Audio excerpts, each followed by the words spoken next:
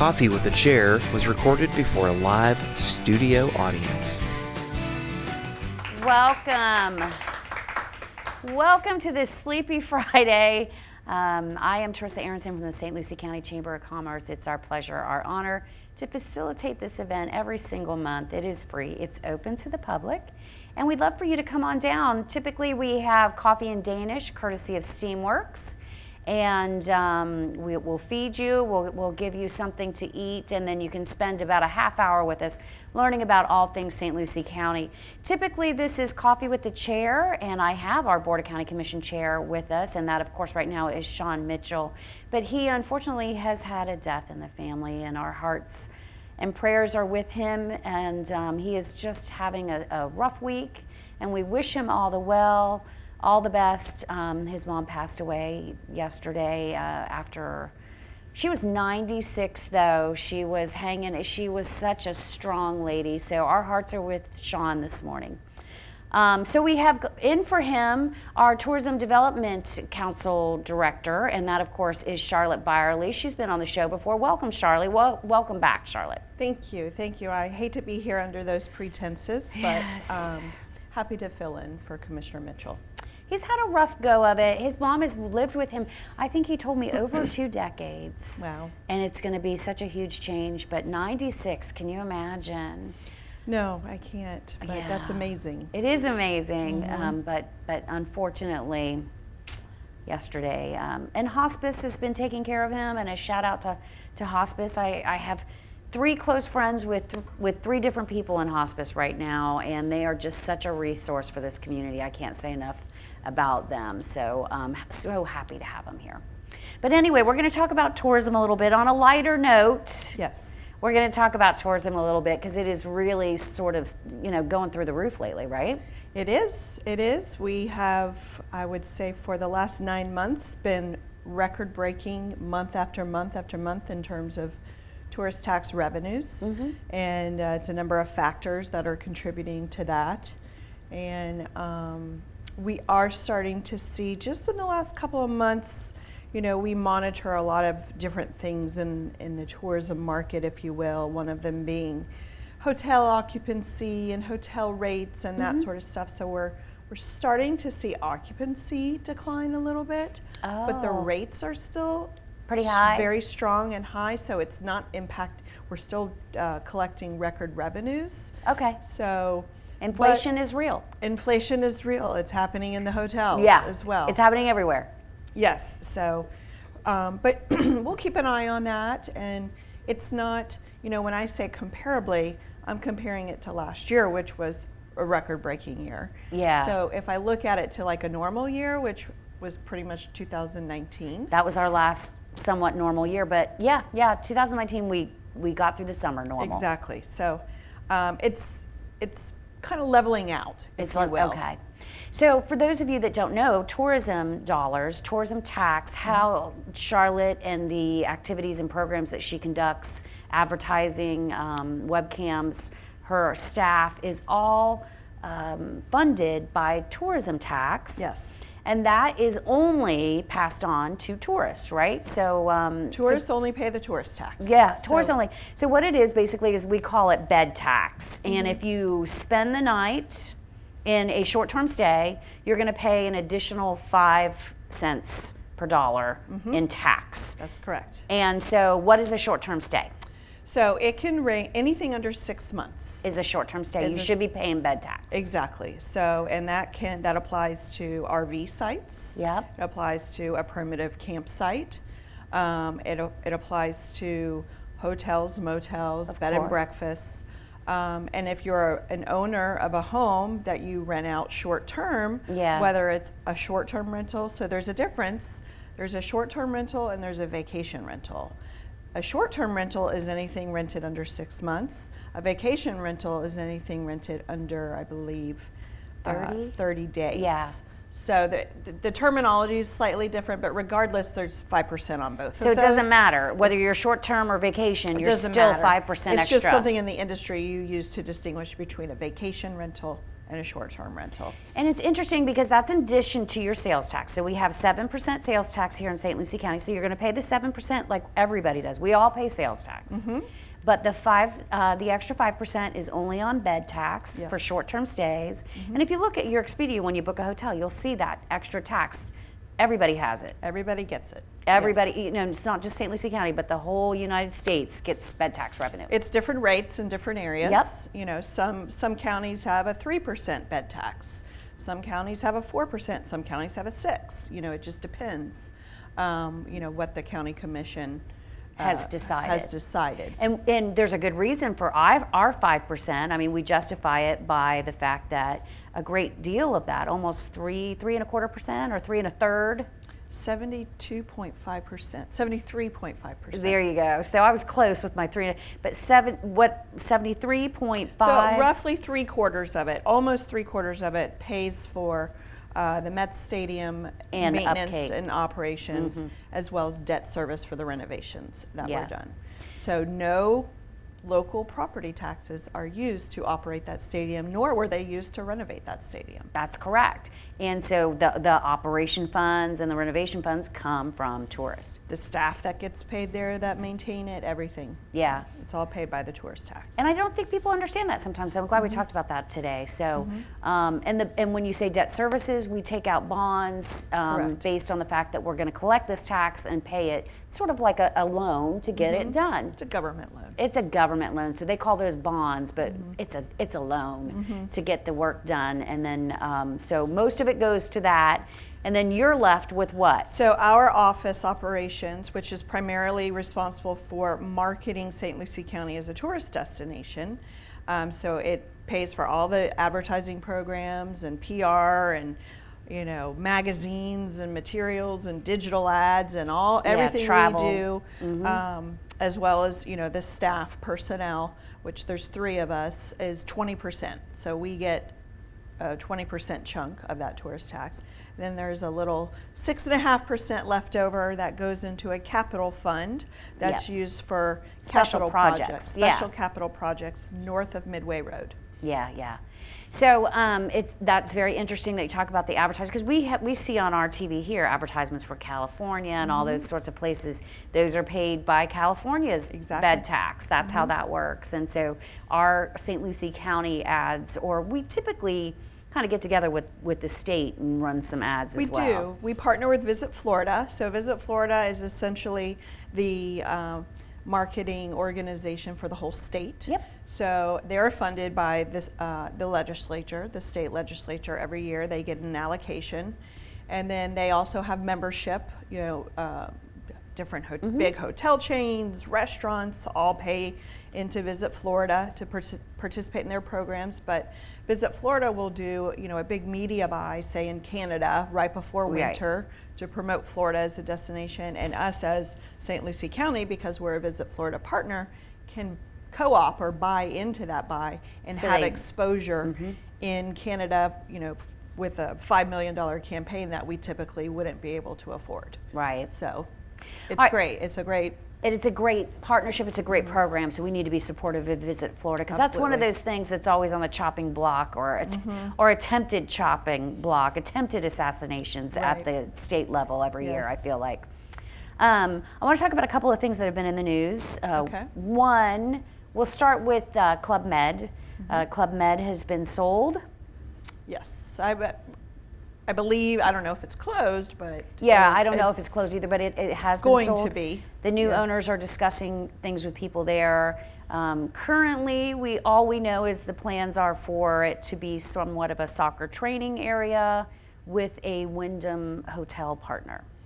That's what I have heard. Yeah. You know, whether it all takes place, you know, And- we can't speculate. Yeah, but it will operate under something. I saw an article today about getting those people that are employed out there. I think there's a little less than 200 maybe. 226. Yeah. Employees. Getting them employed elsewhere. Well, one, there's a lot of job openings in St. Lucie County. Everybody's having a hard time. But this will be operating still. It will remain a resort. It will remain a resort, so there is a good chance. Club Med, though, had a weird model where they brought in people from all over to stay and work there. So I think the displacement of our residents is probably a little bit less, if I had to guess. And I'm excited about new partners at Club Med. You know, hey, I can say it now, they're leaving. Not a fan. Not a fan. They have never worked with us really the way that I had hoped they would. They have a very European model, and I'm excited about Wyndham coming. Yes. So the model that they have is, from what I understand, with the staff that I did have some interaction with, their corporate staff, which was based in Miami. Right. It was a training ground for new employees that would get a job with Club Med, and they would bring them to the Sandpiper location, train them in the Club Med processes and procedures and, you know, programs. And they had fantastic programs. Like, it's, they did. Staying at Club Med was a great experience. Oh, yeah. And so teaching that to their trainees, and then they would send them to their properties all over the world. So there was no investment really in our community, and their chef de village, which is what we call a general manager, they usually got a 2-year stint there, and then they had to move on. There was a lot of turnover. A lot of turnover. So it was difficult at times to maintain relationships. A relationship there. Yeah. So I'm very hopeful that Wyndham, I think it's a positive for everybody, and I've talked to our good friend Bob Baldessari, who is running the golf course out there, and there is a home for him there to continue his golf program, Trident Golf, which is a fantastic program. He's doing great. Yeah. He's really So busy. I'm excited. I think it's going to be good for him, and I think it's going to be good for the community. Yes, and you know, from what I read just in the press release, like everyone else, they want to focus on the sports academies, and that's a great thing. It's not a bad thing We're at all. hoping the Treasure Coast Sports Commission can get more involved in that, and I think there's going to be more opportunity, to be honest with you, out there, and we'll see what that ends up looking like, but I'm excited about it. The second thing in the news, the world record breaking skinny dip at Blind Creek made national news. Now, you know, I love the Treasure Coast Naturists. I think they are a very organized, well-organized, well-funded, well-respected group. And so I was very happy to see they got some good coverage on that. They're good friends. They've been good friends to us and good partners, to be honest with you. I think that they try very hard to do things the right way out there.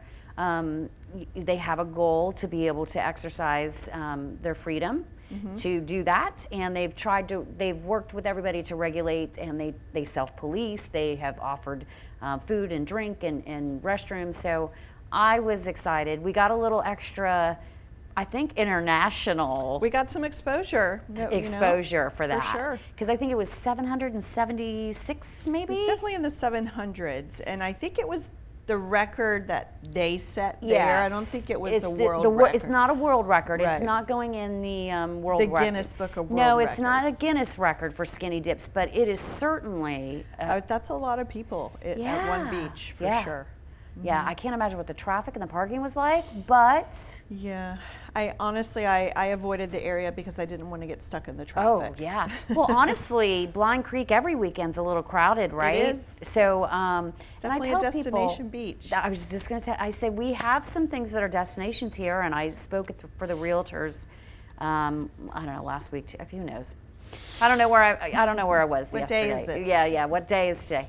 And I explained to them that we have golf, we have the Mets, we have fishing. And people do come here for all of those things. Navy SEAL Museum. Mets for sure, golf a bit. But the reality is we're the ones fishing, we're the ones golfing, and the Mets actually bring in people seasonally. But Blind Creek brings in people from outside our area regularly. I mean, they've got to be one of the top outside our area producers at this point. Yeah, I definitely hear from hoteliers that people are booking rooms To be at Blind Creek. to be at Blind Creek if they're from out of the area. So Yeah. it's So that's one of definitely the- an impact. It is a huge impact, and I think people underestimate its pull here because we're all out on our boats. It's full up. People come down here for fishing trips, but I'm guessing more people come for Blind Creek right now than they do stay in the hotels for fishing, although we're still staying in hotels. Yes. Yeah, so it's interesting, and I'm happy for them, and so congratulations to them. I know they work really hard at trying to keep that organized and together. Yeah.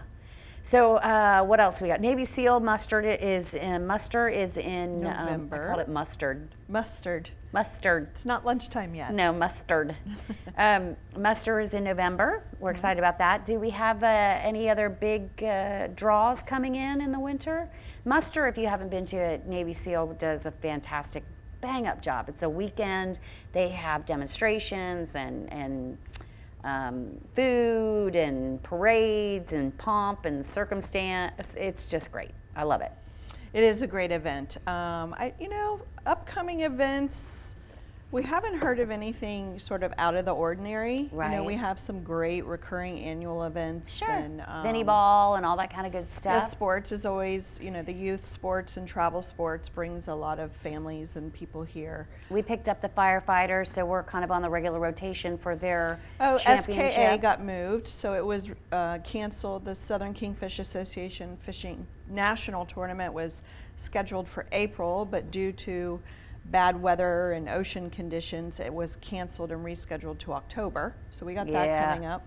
Tell me I know. We're always at the mercy of Mother Nature when it comes to fishing tournaments. she is just so rude. She can be brutal sometimes. She's so rude. So yes, my She's fishing in tournament was a charge. tough one. Yeah, I tried to outsmart her, and she was not going to have it. So I came out on the losing end of Mother Nature. You always will. I will, and I feel like it's personal at this point, but our fishing frenzy was a tough one because we always go in May, and the weather was just horrible this year. It was a really windy spring. So windy. Yes. So yeah. Which isn't good for those smaller vessels. So we want to keep people safe. Safety is the number one priority. The last thing we want is a tragedy in one of these tournaments. Oh, for sure. And it's, my husband and I went out the 2 weekends ago, and everybody was like, it's glass out there, it's glass.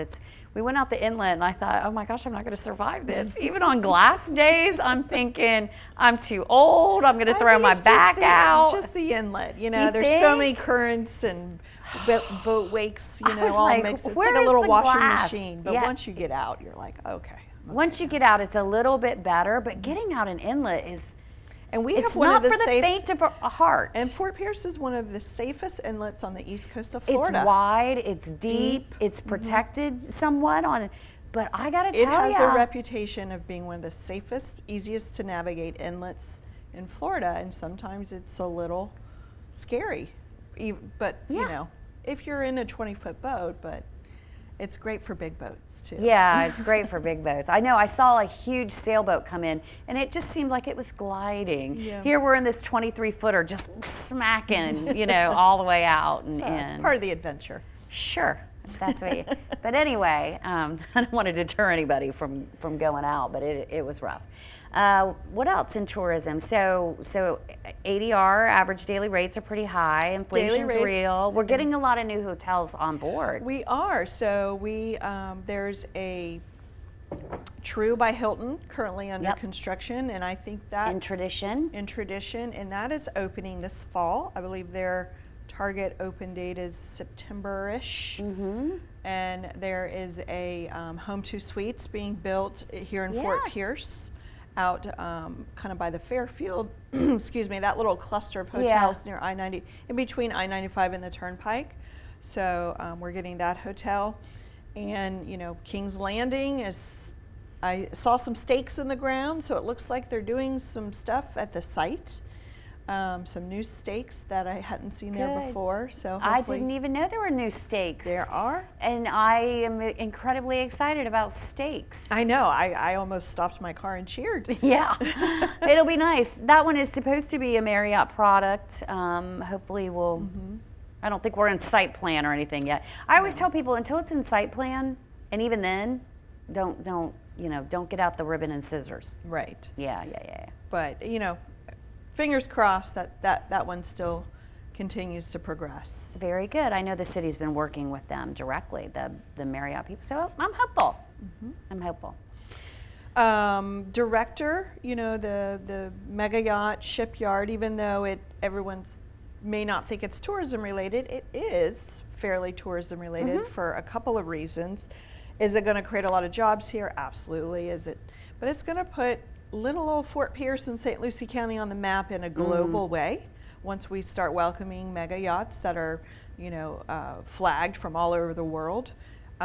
So when those yachts come in to be repaired with their captain and crew, a lot of the crew members, I don't know if anyone watches Below Deck, but I have tried. I can't get into it, but I know it's a thing. There's some it's a reality show, and yes, it's like the Real Housewives of whatever, but it's Below Deck. It's a yacht cruise. It's a private yacht, drama with the crew. Yeah. And but a lot of the crew of these mega yachts are from all over the world: South Africa, Australia, the UK, and so when we bring these yachts here, the crew will sometimes be here for weeks at a time. So we're going to be introducing St. Lucie County and Fort Pierce and Port St. Lucie as a potential destination to them. So our office is working with Director to make sure we have information for them and things that they want to do, and give them a big welcome. We want them to have fond memories of when they stayed in port in Fort Pierce. Right? And it's funny because you're right, the crew does have to come with them because not one person can sail that boat. You got to have its own little city, right? Some of them, and they're still working. They need to be cleaned and AC, and things need to be happening, and so the crew does tend to have to come with them. So Director's making some progress at the shipyard with the utility loop that they're getting installed, and good. So they got some good stuff going on. Well, speaking of jobs, we are in the voting window. It is August through November. Obviously, our primary is August 23rd, but mail-in ballots went out. They are in mailboxes as we speak. They came this weekend or this week. So I want to remind everybody there is a referendum on your ballot. There's two if you live in the actual city of Fort Pierce. You're going to be voting on what looks like the same thing twice, and in essence it is. It is a renewal. It is a renewal of a program that is already in place. That is our tax abatement program.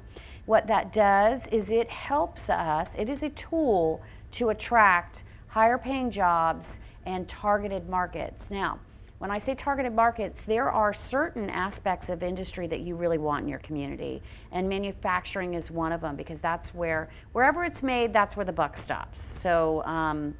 So we want to have as many manufacturers as we have here because eventually they're going to be paying the lion's share of our taxes, and that's what we need to offset costs to residents and their homeowners' taxes.